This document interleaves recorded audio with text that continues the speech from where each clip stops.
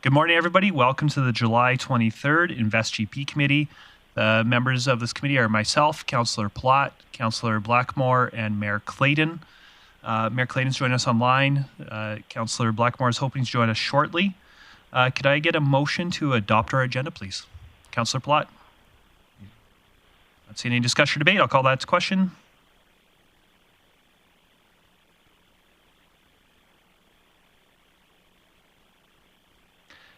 And that motion carries. And first up, we've got a delegation coming. So, Mr. Dudley, I'll invite you up to our table. If you'll just sit in one of these chairs, just pull the microphone nice close to your mouth. If you'll please introduce who you are, who you're with, and I'll give you a couple minutes to share what you'd like to share with us. Thank you so much. Thank you. Good afternoon, everyone. My name's Matt Dudley. I'm from the Grande Prairie Tennis Club. I'm the vice president of the tennis club and the head pro. I recently just moved to Grande Prairie in March this year. I've been in the States the last 12 years running country clubs for a company called Troon. And I used to play tennis professionally on the circuit for about 7 years around the world. So it's nice to be in Grande Prairie, and it's a beautiful city you've got here. Just wanted to talk about the tennis club and tennis activities around the city. I know the Bow Centre it's a great facility there, and it's a really big space and can be used for multiple different sports. The tennis club we've got 180 active members right now.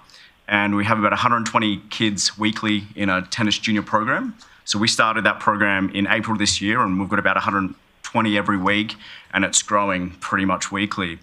The only thing is that tennis can only be played in summer, basically, in Grande Prairie. So we don't have a space for winter for the sport to grow. So basically, when it comes to October, there's no space for tennis to continue. And I think that within every sport, it doesn't matter what sport it is, the grassroots of the sport is really how the sport grows. And I think for tennis to have the opportunity to grow within this city, we definitely just need a space to practice for the kids, the members, and the adults in the winter months. We met with some great city people at the Bow Centre a few weeks ago and had a good look around, and I think the Bow Centre could be a good opportunity to start a pilot program to see if tennis could utilise that space for the next winter. And I've got some ideas for the future as well, how tennis could utilise that space, hold international events, national tournaments, and bring more tourism to Grande Prairie through tennis. Tennis is still quite a big sport around the world. I'm sure you would have seen Wimbledon and the French Open the last few months, and I've been involved in that space for a long time. And it's not difficult to bring these big events to Grande Prairie. You just need the space and the time, basically, to get it done. So that was pretty much the presentation today. We just wanted to talk about the growth of tennis, and I think having a space during those winter months will definitely see the sport excel in this space. I think just having those summer months, it really stops the momentum and the growth of the sport. So I think having the opportunity to use the Bow Centre will be great for the future of the sport. Excellent. Well, first of all, welcome to Grande Prairie. We're glad to have you here. Yep. Thanks for getting so involved already so quickly in our community. We really appreciate that. And thanks for the presentation. Does anybody, Councillor Platt? Thanks, Chair Bressie.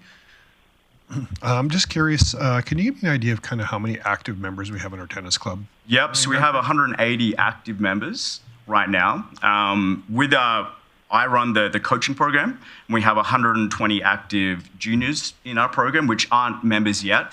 And then we have about 65 active adult members in our program, which haven't converted to members as yet. Okay. And just curious if this facility were to become available, have you had any preliminary discussions with the school districts about trying to get utilization from we're talking about the next generation of players getting involved? Yeah. So I've met with Kelsey from the Celtic Academy. Okay. So I'm actually running their pickleball program next year, and they're going to start tennis in 2025. So which will be about 180 hours of tennis through the schools. So we've already organised that for 2025 and 2026. So, and also once we do have a winter space, I think then we can really approach the other schools that aren't in that program and then expand from there. And obviously the college as well is a big one that, tennis could potentially be a sport at the college as well. Okay. And how do you see this integrating with pickleball? Do you see it being something where these could work simultaneously with each other, or? For sure, definitely. I mean, look, a lot of in the States especially, tennis and pickleball go together. I think it's a good combination. Currently, pickleball has quite a few spaces for winter.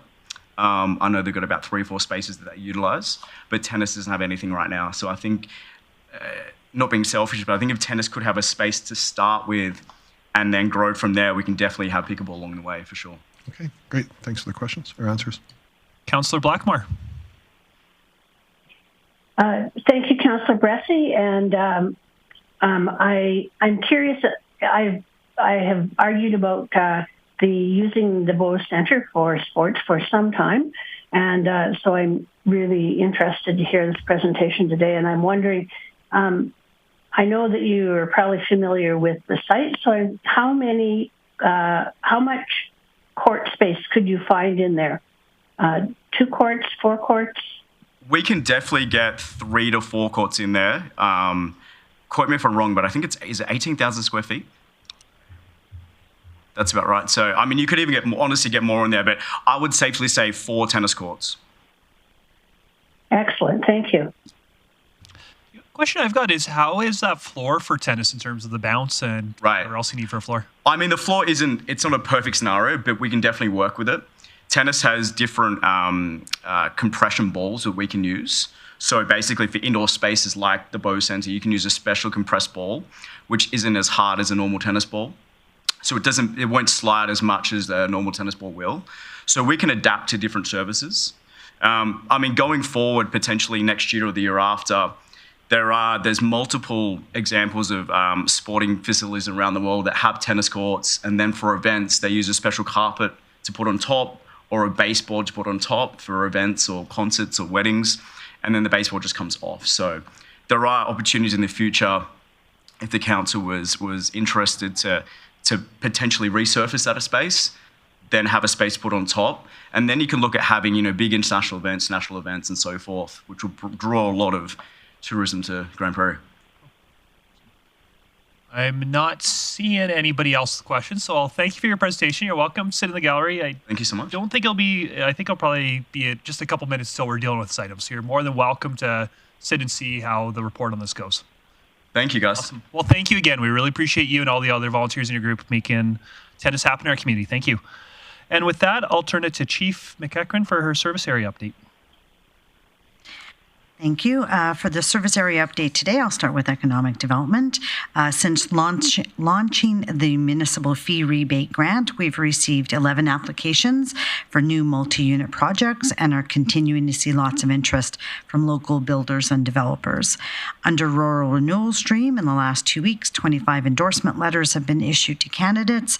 23 employer applications are currently under review. This week, Invest Grande Prairie and the members of the City Council are supporting the I apologize for not pronouncing this properly, Aseplis Summer Camp. The camp, hosted by second-year medical students from the University of Alberta, welcomes 40 high school students interested in healthcare careers. It provides an opportunity for students to stay in dorms, learn basic medical skills, and interact with local healthcare professionals. Notably, this is the first time the camp is being held outside of Edmonton.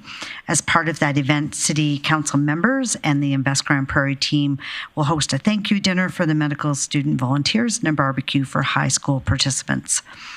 Invest Grande Prairie also received news that a resident who used the Medical Student Eastlink Centre Pass program has decided to join a local family practice.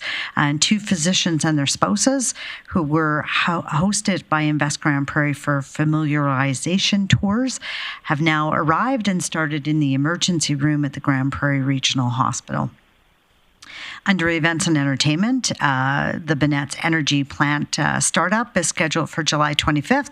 So the operations team will be making ice the week of July 29th to August 2nd to be ready for the annual storm camps starting August 6th. And the full AJHL schedule has now been released, and season tickets are on sale now. So call or stop into Bonnetts Energy Box office to select your Storm seats. For the events listing coming up, we're exceptionally busy. Heritage Day is August 3rd, Storm Main Camp August 23rd to 25th, Experience GP Friday, August 30th, Storm Home Opener Fan Fest plus game versus Whitecourt Wolverines starts on September 13th.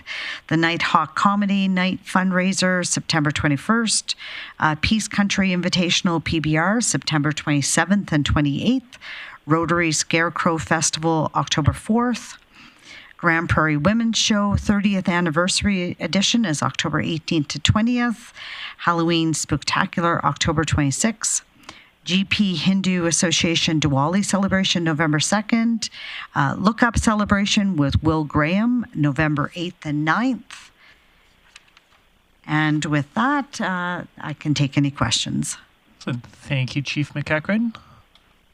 I'm not seeing any, so I'll hand it straight back to you to tee off the BOWS Utilization Pilot Program report. Thank you very much. So for the BOWS Utilization Project report, we were asked by committee to come back to the InvestGP committee with a recommendation for a pilot program for the BOWS Centre, including what user groups could be involved and the potential costs. So with this, our Director of Events and Entertainment, Catherine Ridgway, is here to present the report, and I can pass that off to her. Mr. Ridgway, thanks for being here. Thank you to the chair and committee. Following engagement with user groups of the facility and city staff, administration recommends collaboration with the Grande Prairie Tennis Club on the BOWS pilot program. The Grande Prairie Tennis Club, as mentioned earlier, does not have an indoor space for the wintertime. The club was also willing to work within our current rental structure and priority booking standards, which requires minimal change to the operating model of the facility. The cost of the pilot project would be under $1,000, which could be funded through Bonnetts Energy Centre operational budget or the facility fee fund. The pilot program would only require the purchase of line marking tape and 3 portable tennis nets. This report also includes potential costs for long-term investment. This is included for information, and a more specific ask can come once you've had the opportunity to get the users into the space and assess optimal configuration and usage. To note, the most highlighted deficiency by all user groups engaged was the lighting in the BOWS, which is on the facility's radar, and a business case has been submitted for consideration at 2025 budget. The cost structure of the BOWS currently is cost prohibitive for sports groups. We don't have a rental rate, an hourly rental rate for groups. So administration is recommending we mirror the CKC half field pricing for sports user groups. So an updated fees, rates, and charges bylaw will be made to reflect this rate. And this rate will be only reserved for sports groups.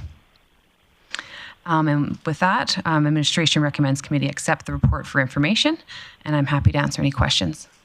Excellent, thank you. So just a process thing, the recommendation is except for information. So if I'm understanding this correctly, absent any direction from council or committee, you're just going to make this happen.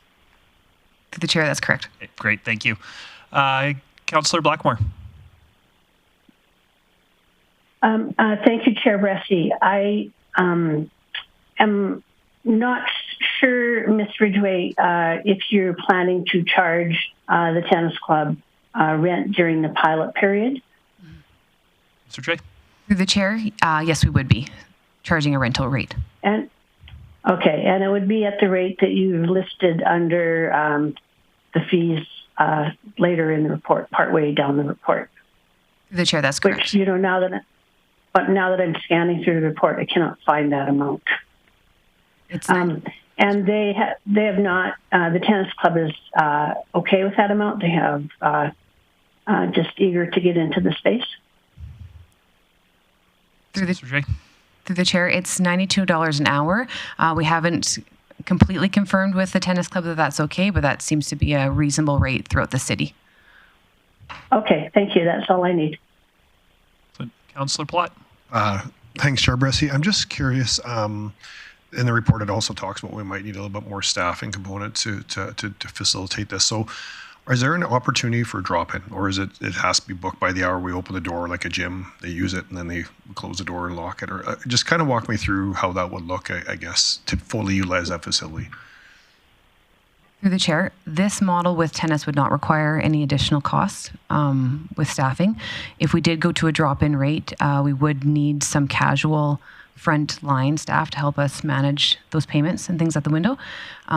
We did have that listed in the report, but our concern is that we maybe overpromise. We would like to get tennis into the space, get that established, and then look to open up drop-in later on. Okay, so that's something that is on the radar. I guess for me, I love the idea of the tennis club being it, but it's also one of those, unless you know there's a tennis club and you just want to show up and play tennis with your family, it might be just a disconnect. So I guess maybe there's some marketing position between the city and the tennis club just to make sure we get full utilization on that. I'd love to see this be a success for the community. So is it something that, I guess, speculating, if this were to go ahead, is that something that the BOE staff will just track on utilization to see how many people are coming to the window and asking, just to see if it makes sense for council to start looking at allocating staff time to actually be able to facilitate drop-in fees? And my gut is that we'd actually see a decent amount of revenue on this that would probably offset the staff if we went to a drop-in fee, but I'll just leave that with you. But it's on your guys' radar at this point? Yeah. The chair, absolutely. Okay. Thank you. Thank you. Also note that there's nothing that says we have to run drop-in too. I know that I'm involved with groups that rent on an hourly basis, and then we just run the drop-in component as well. So that's what Disc Golf does when it rents out the activity reception center. We pay the hourly fee, and then we take the drop-in revenue and facilitate that ourselves. Mayor Clayton. Thanks, Chair Bressie. I just want to make sure I'm fully understanding. So you'll put the appropriate lines in. You will book the space to the tennis club by the hour based on, you've identified how the priority piece would work. If there's time that's not being used by the tennis club, are you going to open that up to pickleball? As the previous delegate mentioned that they are two sports that work well together, or are you solely going to use this pilot project with tennis to see how it goes? Through the chair, we'll look to tennis to start. We can put in pickleball courts if required. It seems like a really easy process to put those lines down. The issue we have with pickleball is that they only want to run drop-in. So it does change our staffing model. We can definitely assess as we go through the process. Perfect, thanks. Mm-hmm. Councillor Plott. Just wondering, because it is a pilot project, because my appetite would that the facility gets used like that, and there's a drop-in set up at some point, because I do think we'll get better. What would be the next touch point for council on this? Is this project happen and we try it from November 1 and we let it run through the winter season, and then we talk about this again next year for budget for enhancements? Or what would be the process to try to get this up to where it could be a drop-in style facility? Yeah, CEO Burke. I'd suggest that'd be actually a good motion from council to put some parameters around report back. I may defer to Director Ridgway, but I'd say spring of next year might be an approximate timing, but I think that would be a welcome and appropriate motion from council for a report back on the pilot. So when would this, if this goes into motion today, when would this actually happen? Like, when could tennis start happening within BOEs? Through the chair, we'd like to have it start as early as the fall, definitely by October. October. Okay. So if you're okay with it, Chair Bressie, I'd be happy to make a motion. My motion would actually be that 90 days after we get the facility open, we have a report back about whether it makes sense for us to staff it up for drop-in. My intent with that is if we can get open in October, by January, maybe we're in a spot where at budget we're talking about getting bodies in there and utilizing it. We're a winter city, and so that January, February, March, April season would be really nice to have this be more utilized than just tennis club. I appreciate they're probably going to rent it for certain hours, but even some of their members might just want to just drop in and pay a drop-in fee with pickleball and other things. So I'd really like to see this be a success. So yeah, I would like to see it back within 90 days of when we get it operational. I'm not seeing any staff with looks of panic there. Mayor Clayton. Apologies, I forgot to lower my hand. Excellent. We do have a motion on the table. Any discussion or debate on it? In that case, I will call that to question.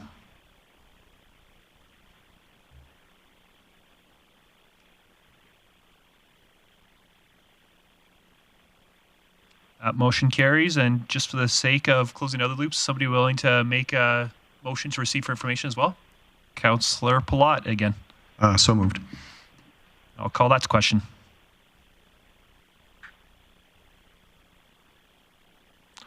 That motion carries. Is there any other discussion we have to have on this matter? Excellent. Well, Ms. Ridgway, thank you for your work, and to our tennis club friends, thank you for your work on this as well. I'm personally very excited to see that space get better used than it is right now, so I'm excited to hear those balls walking around in there. So thank you. So thank you. And then I'll hand it over to Chief McEachran for Policy 208. Thank you, Chair. So this policy is one that, as we were going through our review of policies on a regular basis, noted that it was one that needed to be potentially rescinded. With that, I'm going to hand it over to Director Ridgway again to just speak to this. Thank you, through the chair. Revolution Place box office advance ticket proceeds, which is policy 208, defines an outdated ticketing process that is no longer in practice. Advancing ticket sales to promoters is no longer an acceptable practice in the industry, especially since the COVID shutdowns. Box offices hold all proceeds until the show is officially played. Therefore, administration recommends rescinding Council Policy 208. Any questions? I'm not seeing any. Anybody willing to do the business? Councillor Palat, I guess the scoreboard's all yours today. So moved again. Sure. Not seeing anybody else raise their hand, so I'll call to question. And then Chief McEachran on Policy 211. Thank you. So policy 211, which is the Bonnetts Energy Centre Alcohol Management Guidelines. I will again pass it over to Director Ridgway to explain the rationale on this one.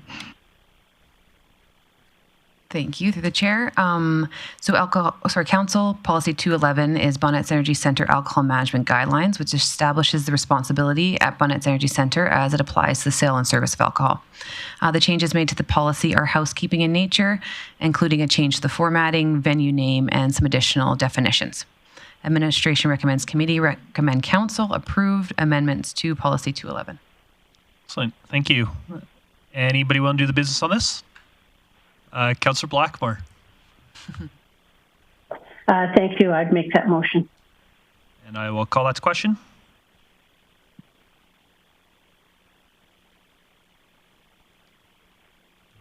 That motion carries. And then Chief McEachran for outstanding items list. Thank you, Chair. So for the outstanding items list, numbers 1311 and 1321 and 1320 have all been completed, and the recommendation is that we remove the three of them from the list. Anybody willing to make the motion? Councillor Palat. I'd like to move that we accept the outstanding items list as amended. Definitely in order. I'll call that to question.